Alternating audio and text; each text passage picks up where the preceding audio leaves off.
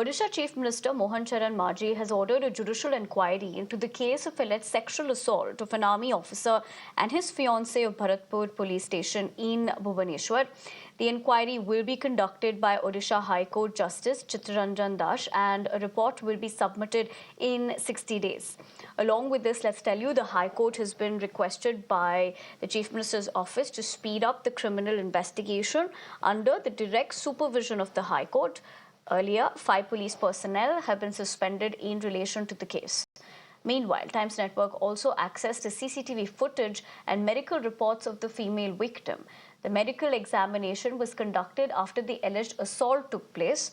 Now, as per the medical report, she had injury marks on her hands, back, and lips, and her nose was also bleeding.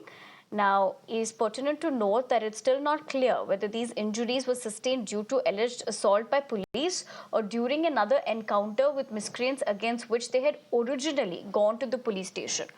Now, the woman had earlier alleged that the policeman tied her hands and feet and made her sit in a room.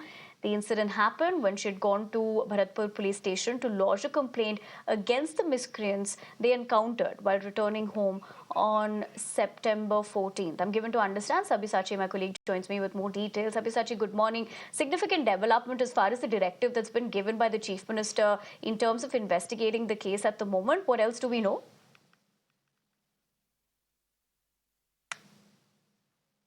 Well, that's right. Chief Minister Mohan Charan Majhi has ordered for a judicial inquiry into this matter. Now, this inquiry will be led by Justice Chittaranjan Das, and this particular decision has been taken by the state government after consultation with the two deputy chief minister, the revenue minister, and the law minister of the state. Meanwhile, there was a closed-door meeting that had taken place with the complainant, along with the deputy chief minister, the revenue chief minister, and the law minister of the state. Now, the state had given the assurance that necessary action would be taken against people who would be found responsible behind this. Meanwhile, the state government has already suspended the 5 police personnel, and the crime branch, in fact, have registered an FIR against them. Now you see that yesterday the crime branch team, which was till yesterday investigating into this matter, the investigating officer said that they have collected crucial evidences like the mobile CDR as well as digital evidences, and they are going to reveal some important details in the coming days. Meanwhile, what is taking for the investigation for long is the lack of CCTV cameras that were not there.